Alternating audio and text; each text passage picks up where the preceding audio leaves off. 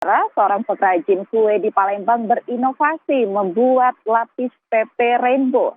Tampilan salah satu jajanan pasar itu tak ingin tampil biasa. Berwarna menarik membuat kue tersebut menggugah selera. Penuh warna membuat lapis yang disebut Eka Baihaki, salah satu perajin kue di Palembang dengan nama PP Rainbow, menjadikan kue lapis ini cantik dan tentu menggugah selera. Berawal tak ingin kue lapis tampil begitu saja, munculkan inovasi tersebut agar makin berkembang usaha kuenya. Lapis, karena lapis ini termasuk jajanan pasar yang langka, orang itu jarang yang buatnya tiap hari. Tapi yang eye catching gitu, dengan packagingnya yang bagus, kemudian satu box itu juga ada beberapa varian, biar menarik konsumen.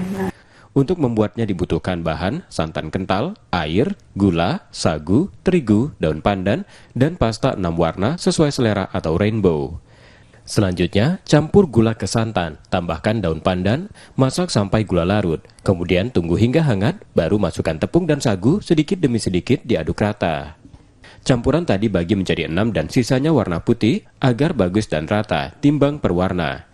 Siapkan loyang dan oles dengan minyak goreng, kemudian panaskan atau kukus sampai air mendidih. Setelah itu masukkan adonan satu persatu hingga matang. Satu lapisan butuh waktu 5-7 menit, agar hasil seluruhnya bisa selesai sampai 5 jam per satu loyang.